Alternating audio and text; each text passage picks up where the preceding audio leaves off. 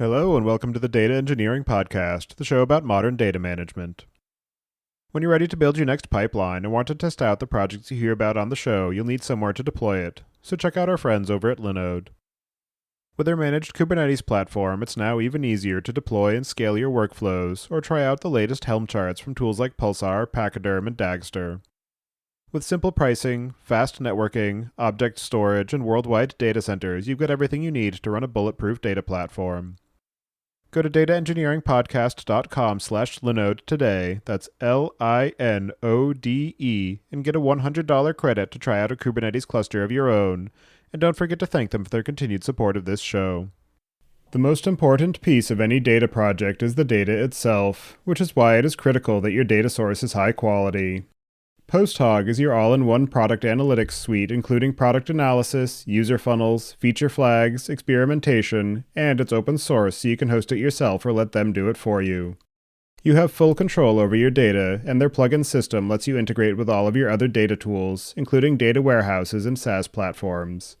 Give it a try today with their generous free tier at dataengineeringpodcast.com/posthog. Your host is Tobias Macey, and today I'm interviewing Brandon Beidel about his data platform journey at Red Ventures. So, Brandon, can you start by introducing yourself? Hi, Tobias. Yeah, it's a pleasure to chat with you. So, I have been at Red Ventures for just under 4 years. My time there, I've been focused on machine learning problems, and now I'm ultimately focused on building out a data platform for part of the business. Prior to Red Ventures, I had roles working across the distribution sector, healthcare spaces, both as an analyst and a software engineer, and kind of like pull all of those experiences together, working on the data platform today. And do you remember how you first got started working with data? Yeah. So my first experience working with data was at a distribution firm I was working on as a software engineer. Didn't realize they were machine learning problems at the time. I thought they were just, recombinatorial problems. We're doing truck routing. Getting the experience into the simulations of packing trucks, directing routes was like my first introduction to data and trying to build the applications around that. And it's kind of been a long journey from there, building systems that solve complex problems like that. In terms of the work that you're doing at Red Ventures, you mentioned you've been there for about 4 years now. I'm wondering if you can talk a bit about the sort of overarching mission that you have and some of the specific role that you have there and maybe what it is about that particular organization and the problems that it's trying to tackle that keeps you interested. Red Ventures, some broad context, is a collection of more than 100 global online brands. They have like a loose, cohesive mission, which is try to connect consumers with products and services they might need. So some you've heard of, probably Bankrate, CNET, Healthline, The Points Guy. So those are kind of big brands that we own and operate. So where I work is actually on an internal team that works as a marketing agency on behalf of our clients. So we take some of the expertise we've developed on those big brands and we help other companies optimize their marketing funnels, their page testing, and just make their digital marketing experience kind of more cohesive and performant.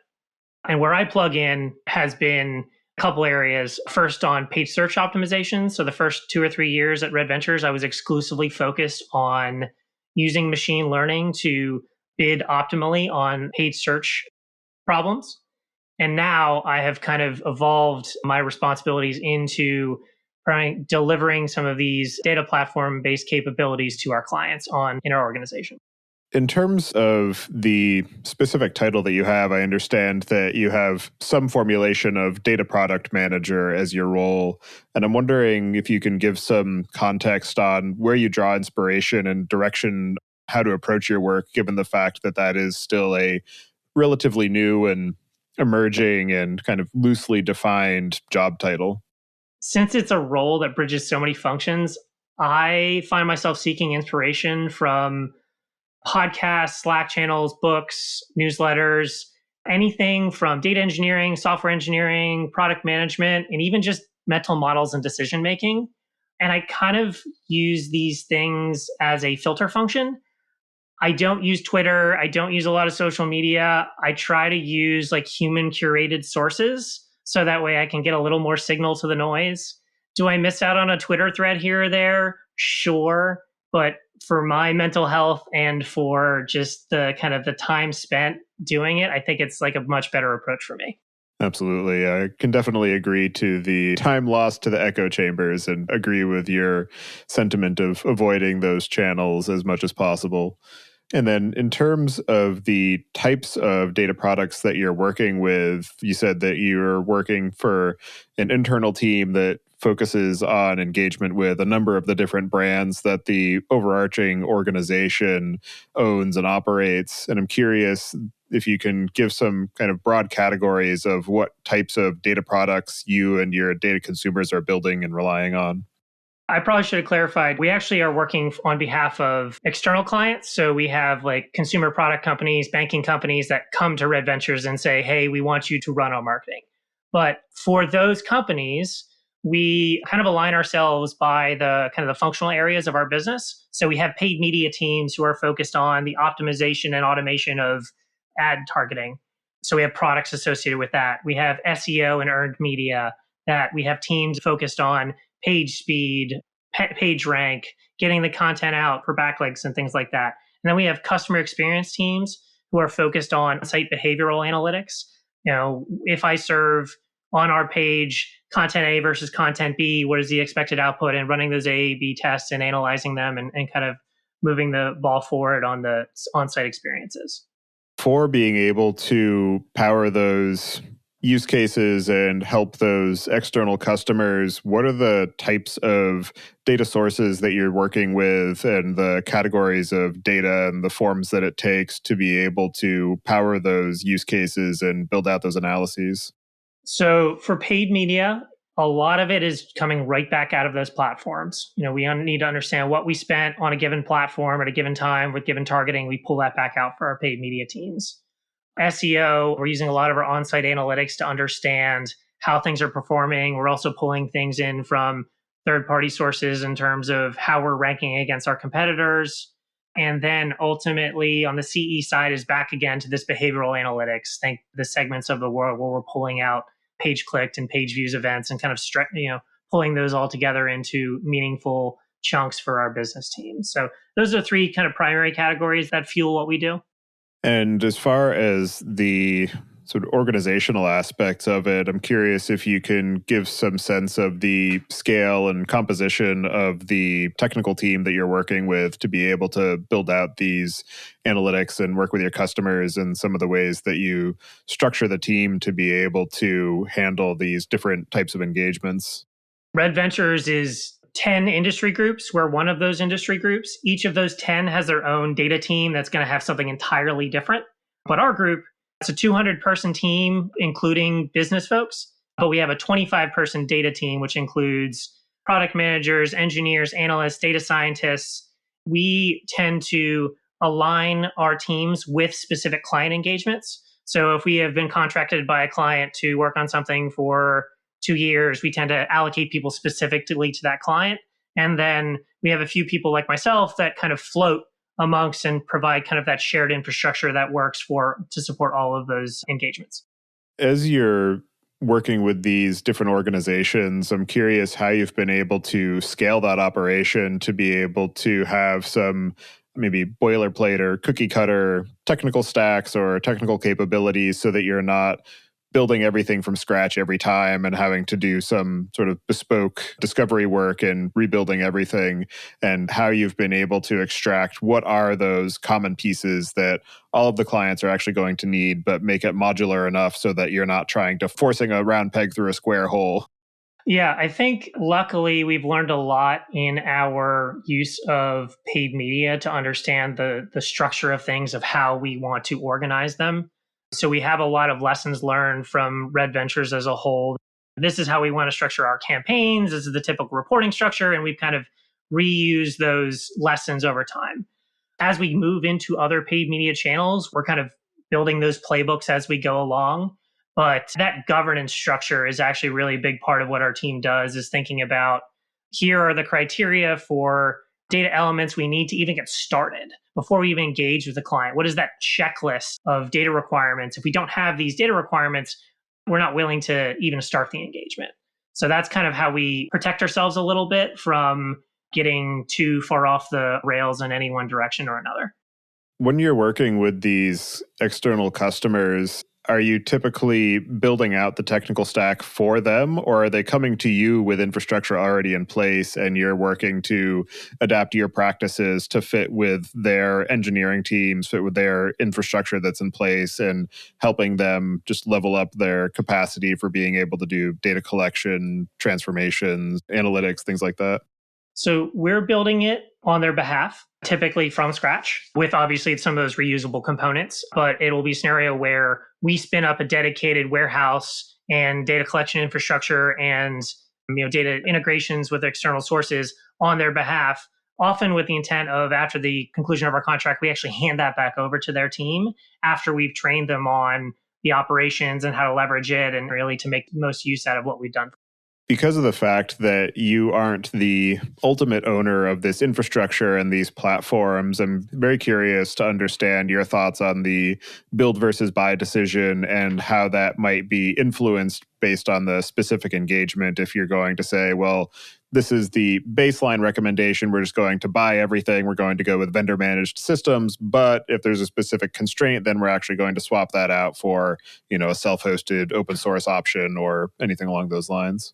We try to be very deliberate about those decisions, primarily for that very reason. Is if I have to hand something back over to a customer and all of a sudden they don't want that tool, like that can be a real problem. So before we really start to even engage with vendors, we try to have a very deliberate list of answers to questions like, what's the impact of having this tool? Who's the ultimate customer? What's their problem? How do we know when we've solved that problem? And then what are the characteristics that they need to have to solve that problem? Sometimes we can have like a shared tool that we use across all of our clients and we actually use across all of Red Ventures. Other times we really need to be very specific and they have a bespoke need that we need to match. So that can manifest in a bunch of different ways. And, for instance, for when we were looking at observability tools, we were worried about ease of integration, getting something up and running quickly for our businesses, and then having isolated workspaces because company A's data should never touch company B's data. We're not going to put it all in the same place. And also should be able to separate the alerting. So we looked at a bunch of different options with that criteria in mind. And then ultimately, we landed up, looking at Monte Carlo and thinking that was the best choice for us. So that customer need and the requirement of being very separate was a prerequisite for us to really engage with a lot of these vendors and formed a lot of our build versus buy decisions. As you were moving into this role of being a data product manager, working with all of these different organizations and external customers, what was your background going into it as far as familiarity with the overall landscape of vendors and technical platforms and open source offerings and all the different ways that they integrate together? And how much of it did you have to just learn in the process of actually trying to build out these various systems, and how you actually went about learning at a deep enough level all of the context and edge cases and considerations that go into those selections? Yeah, a lot of it is building the car as we're driving it sort of scenario. I really try to come back to that, what is the customer problem? If we have a real customer issue, then we'll start to dig in a particular area. For instance, right now we have a customer with very intense PII considerations. And so now I'm spending a lot of my time looking into the available tooling to help do data masking and to make sure that we can have clean rooms where people can do analysis and join on keys, but not necessarily expose those keys. And 6 months ago, I had no knowledge of that area whatsoever, but the need arose and we needed to dig in and really figure it out. As you are exploring these new areas and taking the space of data privacy and data security as an example, since it's fresh in your mind, how do you determine that you have learned enough, and what is your process for being able to actually do a detailed enough comparison between different tools and vendors to be able to make an appropriate decision to say that this is actually the right tool, it's going to be the right tool going forward, versus this is what I was able to get working in the matter of a week, so we're just going to go with that one? Yeah, this is where I try to borrow from economics a lot and want to think about opportunity cost. If we were doing something else, what could we be doing with our time? If a tool takes 100 hours to implement and we can do something in 20, can we do with those incremental 80 hours? Switching costs, if we make this decision, how hard is it to undo the decision? If we choose the wrong vendor and it's a 5-year contract, that's a tough pill to swallow. And then really the total cost of ownership, not just in terms of the software costs, but in terms of hours of maintenance, education, governance, building out metrics, just wrapping your arms around the whole thing and making sure that you're not just a buyer of software, but a steward of it. And you're really taking care of it and getting the full value you can out of it. That's really where I try to frame these things is on different time horizons. What are the costs and benefits of that product likely to be in a very Bayesian way? And like researching those products is gathering evidence so that way we can have more confidence that we are making the right choice. To that point of the switching cost, one of the things that often plays into that is the specific interfaces that are used both for being able to integrate into a given system, but also in order to be able to implement a given system. So SQL being kind of the most prominent example where a large number of databases have SQL as an interface. And so you can know that with some caveats, if I select Snowflake today and I decide that that's not actually going to be the right solution after a while, I can switch to Presto or BigQuery. I'll have to maybe remap some of my macros to use different function calls, but by and large, I'll be able to use the same SQL and I don't have to retrain everybody on it. And in the case of data privacy, I know that a lot of systems are built on top of Apache Ranger, so I can use their policy definitions either for the open source offering or something like Privacera, or maybe there are some user-defined functions that I can add to be able to kind of abstract across these. I'm curious what you're seeing as some of the most useful sort of choke points or abstraction layers that make these decisions easier to experiment with, knowing that the downstream switching cost is going to be lower? And what are the layers of the data stack that you see as being still too disjoint and requiring a lot more upfront investment to be able to make a decision confidently? Yeah, I would say one of those things that makes things a lot easier has been DBT. Being able to define our infrastructure in SQL and then take those same transformation definitions and drop them in any warehouse has made a huge difference in terms of the way we approach our partnerships. Back to those reusable components ideas, like I can define a data product and deploy it to Redshift and BigQuery and Snowflake all in the same day as long as they have that same base data. So that has been a real game changer for us. I think the places where it's a little bit harder to make those changes is once you start kind of consuming all of the products inside a particular cloud ecosystem. So the rest of the company uses AWS almost exclusively. And so for them to switch to use a GCP or an Azure, their switching costs are a lot higher than ours are. So I can see like the more you allow the, using AWS, but using the identity masking tool inside of AWS, you automatically you make it stickier. You make it harder to dislodge because now you don't have to replace one thing, you have to replace two. This episode is brought to you by Acryl Data, the company behind DataHub, the leading developer-friendly data catalog for the modern data stack. Open source DataHub is running in production at several companies like Peloton, Optum, Udemy, Zynga, and others. Acryl Data provides DataHub as an easy-to-consume SaaS product, which has been adopted by several companies. Sign up for the SaaS today at dataengineeringpodcast.com/Acryl. That's ACRYL. In terms of the actual default platform that you've built, I'm wondering if you can give an overview of the specific tools and systems and the architectural and usage patterns that you've developed to be able to quickly onboard new customers, build out an initial platform to be able to iterate on, and then what are the components that you leave as a secondary step to say, okay, we've done our initial discovery, we've built out the core capabilities, now we need to layer on, some additional privacy tools to make sure that we can do the PII masking and things like that.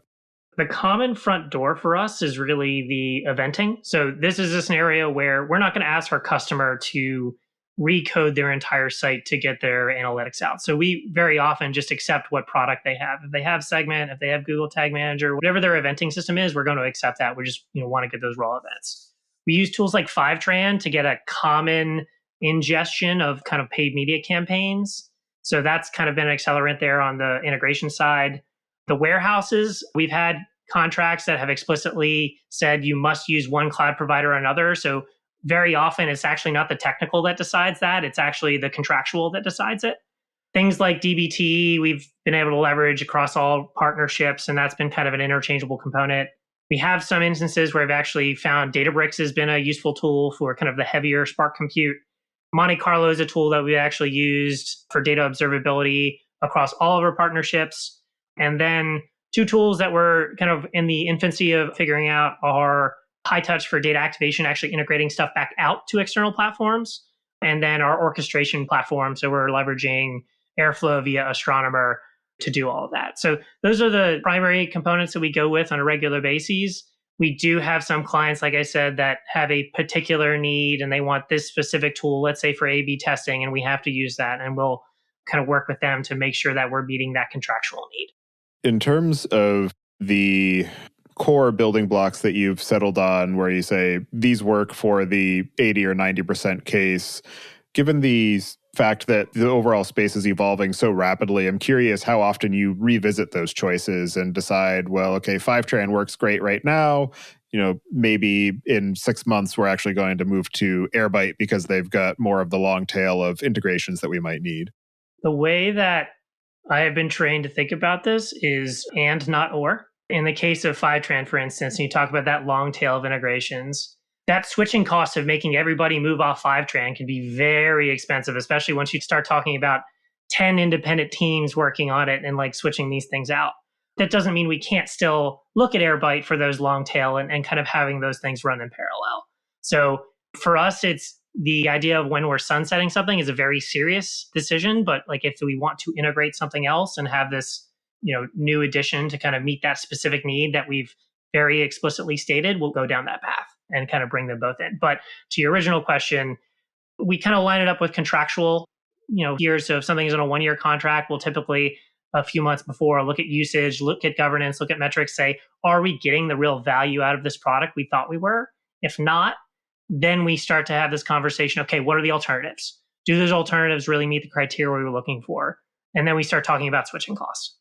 Given the fact that you are going to periodically revisit these selections, how do you document the original choices and what the constraints were at that time so that you can be as effective as possible at the point where you are reconsidering it to say, okay, well, these were the constraints at the time. These are my new constraints. So therefore, features A, B, and C are no longer relevant. We actually need features X, Y, and Z. And so we're actually going to switch to this other tool, and just being able to manage that historical record of what the tool selection process was, what the ultimate decision was, and why, and then being able to bring that context forward, particularly as new people come in and people leave, and just being able to maintain that tribal knowledge. Yeah, so we're very deliberate about the documentation of these decisions, to the point of when we have calls, we'll record them. When we have discussions, we'll record them. We'll have robust notes with matrices of here are all the tools we looked at, here are the criteria, this matched 7 criteria, this matched 8. All the details we can throw at it before we make a decision are documented. And then we kind of store that away. And then when we want to revisit in a year, we have that available to kind of start off of again. So we're not starting fresh every time. In terms of the multi-cloud aspect of the work that you're doing, where different customers may already have an existing workload on one of the different cloud providers, I'm curious how that influences your decision-making on different vendors or open source tools to say, well, actually, we're going to prefer tools that already work across cloud. So we're going to bias towards Snowflake because we can use it on AWS and Google, or maybe we say we're actually going to bias towards an open source solution and go with something like ClickHouse or a Presto because we can deploy that anywhere.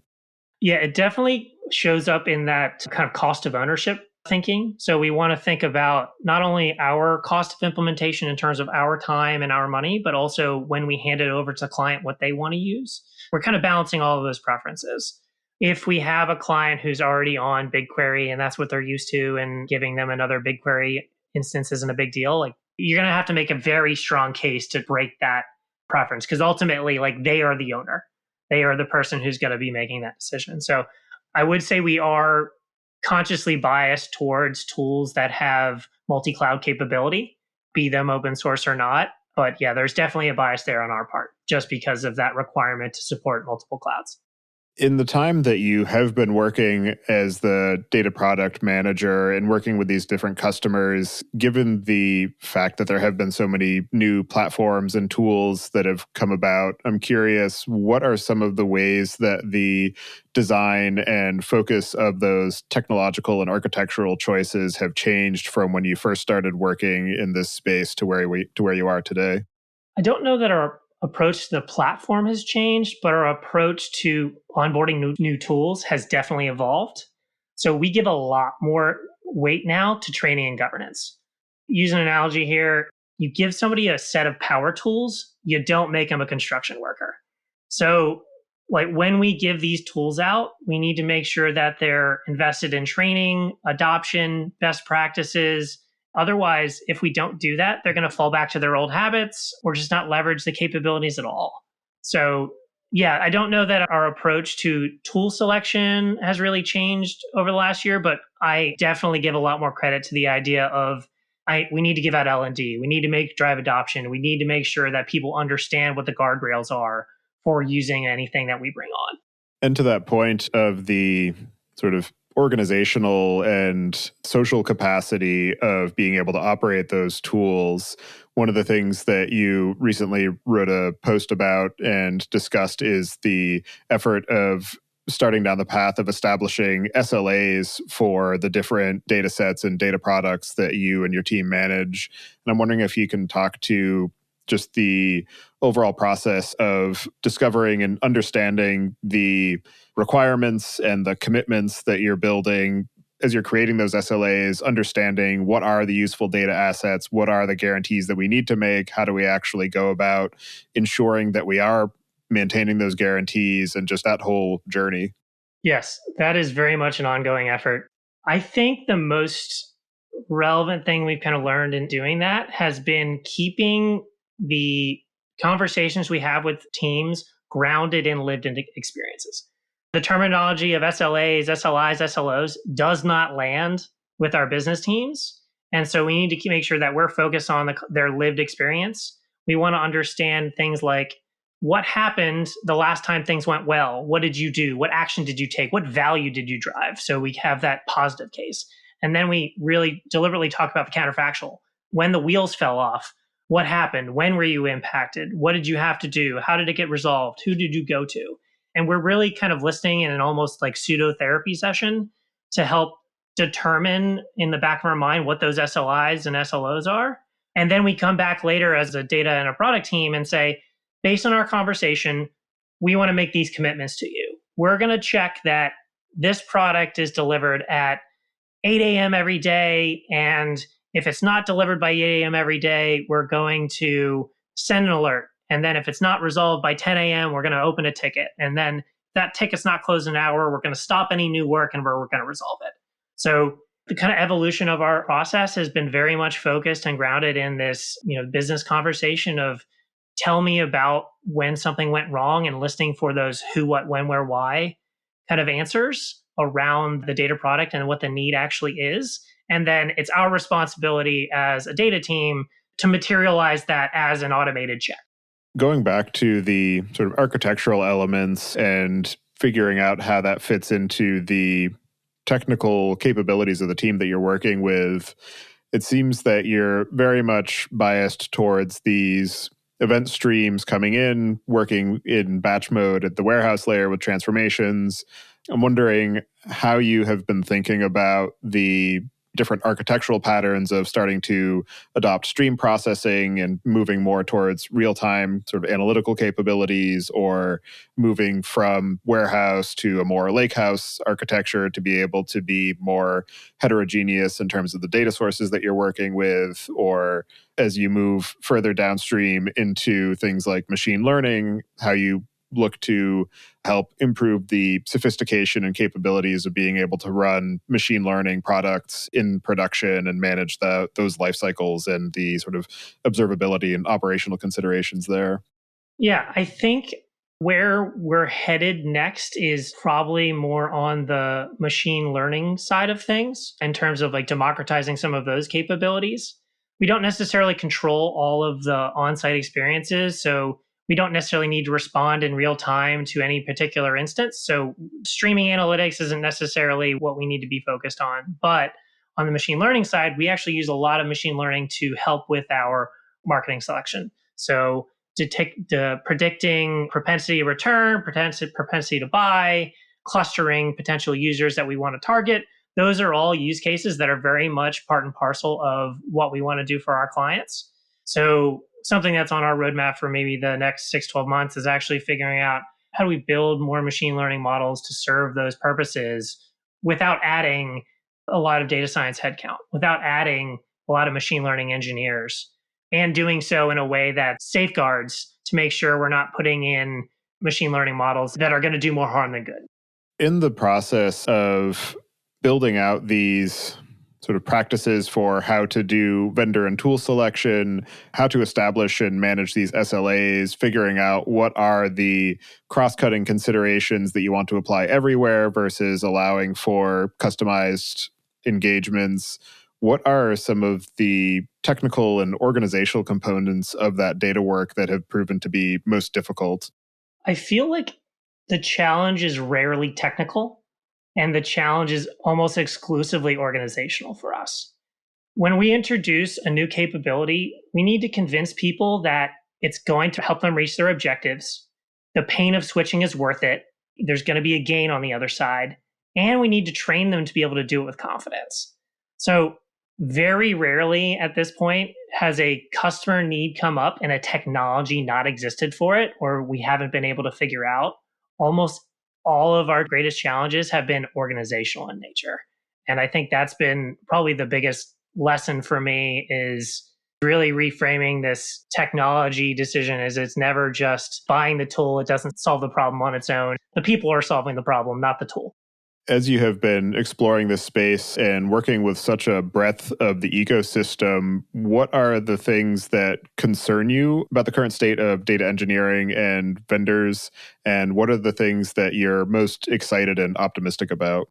I think the thing that concerns me the most is vendors who think the value of their product is self-evident. You may interact with someone like yourself or myself who's got a deep technical background and understands the inner workings of the tool and the challenges, but we may not be the person actually writing the check. So these vendors that may come in and say, hey, you're going to solve this problem, it's going to be great, and then there's no follow-up for education, training, governance, showing of the value prop. That's been a concern for me in the space. Something that makes me hopeful is really just the amount of democratization that these tools have provided.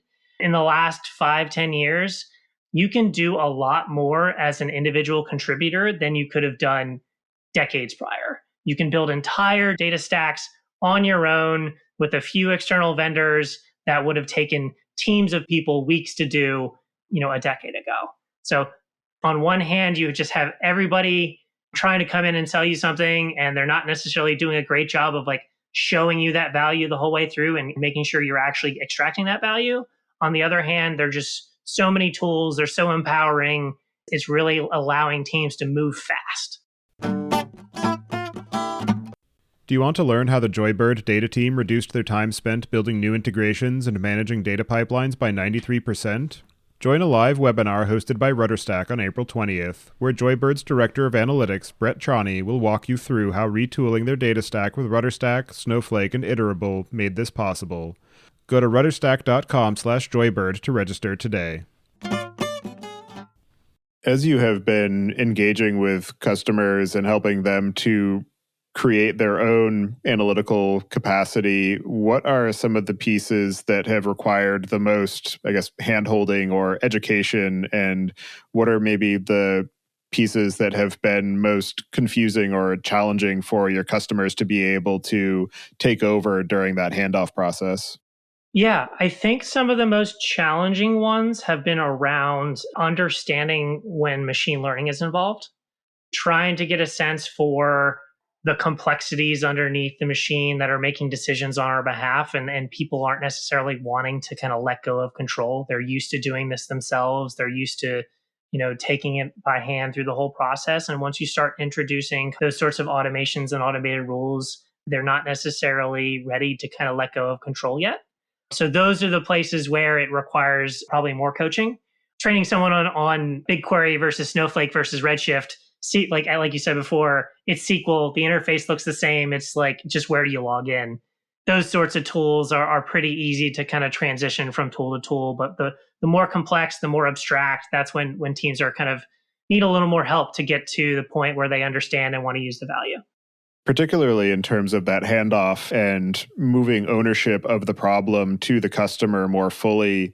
One of the things that's always challenging there is ensuring that you have appropriate kind of documentation and visibility into what that whole end-to-end flow looks like. And I'm curious how you've been managing that piece of the problem and making sure that as you're building out these solutions, you're actually ensuring that there is that cohesive view of what the whole system is doing as a unit versus being able to say, okay, well, this is doing this piece very well, and then I'm going to jump over to this other thing that completely shift context, and now everything is very disjoint.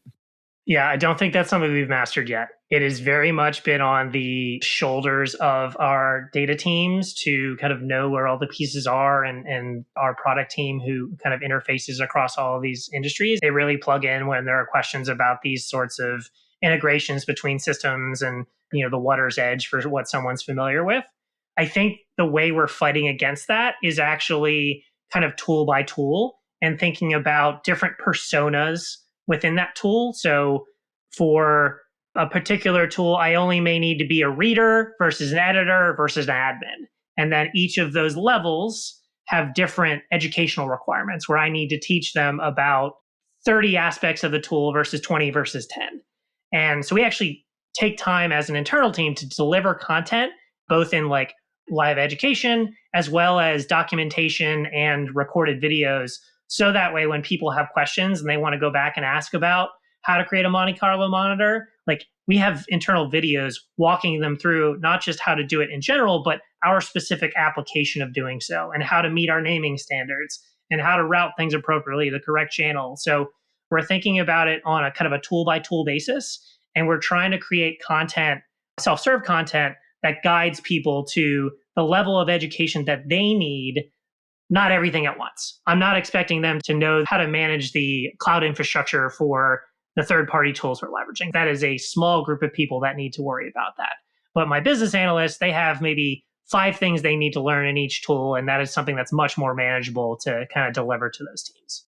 And as you have been working in this role and working with the different members of your teams, I'm curious how you think about organizational scalability and ongoing sustainability of this work and how you're able to maybe like build these flywheels that make it easier for you to do more things faster. So you mentioned these sort of content libraries for your customers, how you're able to build those out in a way that they're kind of plug and play where you build it once and it's applicable to multiple different engagements versus demonstrating the workflow for a specific customer and then having to redo virtually the same thing over for the next customer.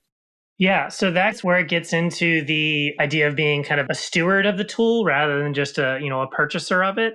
Really try to push this onto our product teams of thinking about what are the best practices for that tool. How do we communicate those best practices in kind of library of content you're talking about? But then also, how do we check that? What are the automated ways to go in and see that people are being adherent to it? We have a naming convention in a system.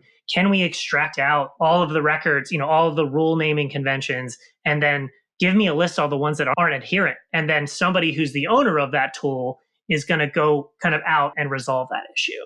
So it's education, it's governance, it's metrics, it's automation. It's like really getting to a point where we're just not, yes, we're handing tools to people, but we want to make sure that the bumpers are on the lane and they're not misusing things outside of our expected use cases. As you have been working through these engagements, what are some of the most interesting or innovative or unexpected ways that you've seen teams building these data systems? So we have a team of probably 2 or 3 business folks that have been probably the most impressive group of folks I've worked with in a very long time. People with business backgrounds, given the tools like dbt and Monte Carlo and Airtable, have been able to create what are the equivalent of CRUD applications that manage entire marketing campaigns on multiple ad platforms. So what would have taken a team of engineers a few weeks to do, they might have gone down this path and they weren't sure there was any value. We've been able to empower business teams to create that value, prove that it's there. And then when they kind of reach the limits of what those tools can provide, then we can go to the engineering team and say, this is kind of what we wanted to do, but we have these extra requirements that we can't quite figure out. Can you help us build it? So I've been really impressed by our business teams and their ability to really adopt some of these tools and make kind of cool combinatorial things that have really saved themselves time and just been impressive for us as a whole. On that example of being able to take some of the existing tools, add in something like Airtable and get to 80% of the use case, one thing that I'm curious about is how often the extra set of requirements, well, seemingly benign and sort of incremental on what you've already built, are actually going to require a significant amount of re-engineering because it's something that is so divergent from what something like an Airtable or whatever provides. It puts me in mind of the XKCD comic about, I've got this app, I want to be able to see where the user is when they take the picture. Okay, that's an easy feature and then I want to be able to tell what kind of bird they took a picture of. Oh, that's going to require millions of dollars and months of research. And a team of PhDs. Yes. Yeah. So thinking about that is this gets back into the opportunity. They may have a requirement where this thing, this extra feature, this field validation to meet, naming expectations would be great to have. We need to have a frank conversation of it's going to be 6 weeks and we can be doing something else at the time. And that's an active conversation we have with all of our teams. But to the point, we still have 80% of the value. We don't have zero. Zero is not ideal, but 80 is much better than zero. So we really just try to be very frank with those teams and say, it's great what you've done. It's really impressive. In order for us to go the next mile, I don't think you're willing to pay the cost. So we're going to have to stay where you are. We have to make that trade-off. In your own experience of working in this space and building out these platforms and building up the team, what are the most interesting or unexpected or challenging lessons that you've learned in the process? So I think the challenging thing that I'm still learning today is how to pick the right level of technical detail based on the audience. If you're jumping from talking to senior executives to engineers to procurement to legal all in a single day, and you're talking about the same tool, if you don't switch context and switch like the grain at which you're talking about, you're going to lose cycles of time. You're going to spin your wheels. You're not going to be as persuasive as you could. I think that's something that at these roles where you're just at this confluence of a bunch of different functions, you need to be very good at switching to the right level of detail. In terms of the ongoing work that you're doing, I'm curious what you have planned for the near to medium term as far as areas of investigation or new systems to explore and develop. As part of that, I'm also interested in what you're seeing as the most difficult layers of the stack to make informed decisions about. Some of the areas that we're looking into include the democratization of machine learning, implementing some better patterns in terms of data privacy and allowing teams to do analysis in a privacy conscious way. I think this is the biggest one, figuring out paid media measurement post-cookie world with IDFA changes, with things coming out of Google Tag Manager. A lot of digital marketing is in for a rude awakening in terms of what are you going to do when you can't actually know if the person that clicked on your ad made a purchase? If you can't draw that line together, how do you value that? So that's bordering on the existential crisis for us as a company and trying to figure that out. There are some techniques out there they're working through. That's probably one of the areas where we need to do the most learning. In terms of technology, again, I think that's probably the list of things that we're looking to next. All right. Well, for anybody who wants to get in touch with you and follow along with the work that you're doing, I'll have you add your preferred contact information to the show notes. And as a final question, I'd like to get your perspective on what you see as being the biggest gap in the tooling or technology that's available for data management today. I think the biggest gap is probably trying to answer the question of how much is this data worth? How valuable is it? We can talk about data being delayed. We can talk about it being misconfigured, but what is the dollar value of this table? So that way I know as a team, it's the one to prioritize. or it's the one we need to be protecting the most in terms of privacy and security and risk. Whatever those metrics are, we talk about data being valuable, but we never actually put a number to it. And I think that's a huge gap for me in terms of being able to prioritize the right work. Yeah, it's definitely an interesting view to it. And also, it's not a static answer because this table is worth, $1 million today because it drives our dashboard for determining how much inventory we want to have on hand. But 6 months from now, it's also going to be driving a machine learning model that's actually bringing in extra revenue. So now it's worth $5 million. And so being able to have those feed forward and feedback mechanisms to understand, like, what does that metric compute to and how important is it at this point in time? Yeah, exactly. It's a dynamic function we need to solve for, and I don't think there's a good way to do it yet. Absolutely. That's definitely a complex problem and something probably worth a whole suite of PhDs on its own. Exactly. All right. Well, thank you very much for taking the time today to join me and share the work that you've been doing at Red Ventures and Red Digital. It's definitely a very interesting problem space and interesting view on the domain. So I appreciate all of the time and energy that you and your team are putting into that. And I hope you enjoy the rest of your day. Appreciate that. You do the same. Thank you. Thank you for listening. Don't forget to check out our other show, podcast.init, at pythonpodcast.com to learn about the Python language, its community, and the innovative ways it is being used. And visit the site at dataengineeringpodcast.com to subscribe to the show, sign up for the mailing list, and read the show notes. If you've learned something or tried out a project from the show, then tell us about it.